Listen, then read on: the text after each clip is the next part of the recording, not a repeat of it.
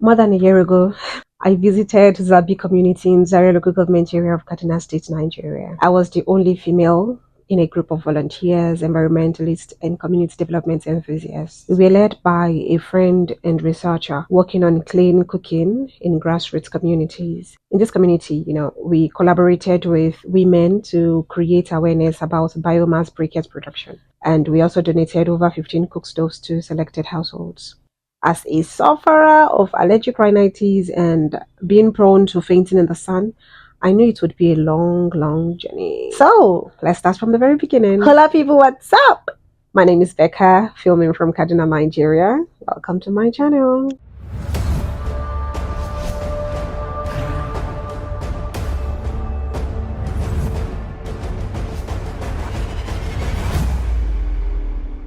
For this trip, I packed tissue paper, hand sanitizer, lip balm, oil, moisturizer, my allergy medication, chewing gum, tripod, microphone, and a GP tank of water. If you know, you know. I was so happy to embark on this journey because giving back to the community is my passion. And my love for community development drove me to volunteer for this project. Whenever I'm driving, I hold mini concerts in my car, and I'm usually the world's best singer. Take it or leave it. It felt so refreshing driving past many communities and seeing people living their lives. If I had plenty of money, my ambition would be to ensure people can afford the basic necessities of life. We don't have to take people out of their homes, no matter how rural we think they are. What's important is access to clean water, nutritious food, basic healthcare, education, and everything else needed to live fulfilling and dignified lives, even in their little corners. Well, after driving for about 2 hours, I arrived at the location. I scanned the area for safety, then attended a quick briefing with my team members. Afterwards, I resumed my duty post as the videographer and content creator. It was fun listening to the lectures, engaging in the many interviews that followed, and watching the demonstrations of the cookwares.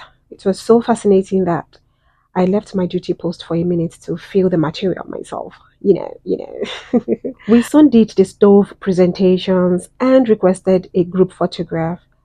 If you don't gather enough evidence when you are on the field, you're really on your own. Remember, it's an evidence-based world now. Moving on, it was time for the briquettes production process. I won't lie, at this point I was like, please can we go home and then we return some other time for this? Because I was tired.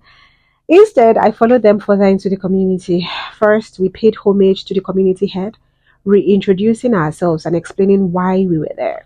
Then we moved to the production site. Yes, we were using agricultural waste. These are stocks, sugarcane stock, whatever stock from the farm. Some of the women had been prepped before now, so we let them take the lead. But as respectful Africans that we are, we didn't want them to do the stock breaking themselves, so we helped.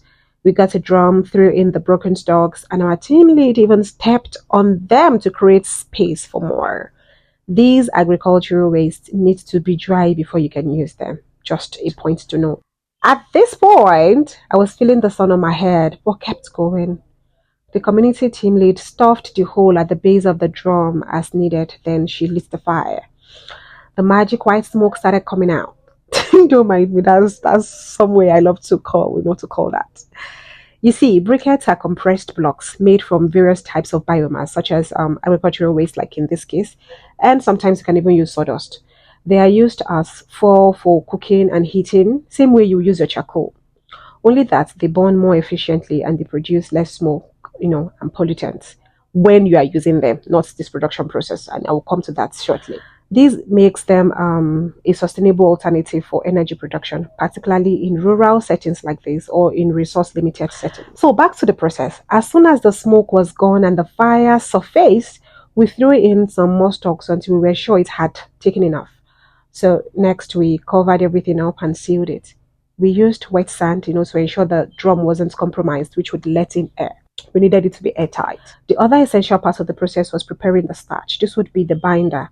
The women made, a fire, started boiling water, and unwrapped the starch. At this point, I almost lost consciousness, but instead of handing over my filming equipment to another volunteer and taking shade, I decided to stay. Our team lead once again checks the temperature and led the starch making process with the women, unwrapping the remaining starch and mixing it until it was fully dissolved. Then they poured in the hot water. The starch was really sticky, that day, and I was glad we didn't have to kick it over the fire. You know how starch making can be somehow sometimes.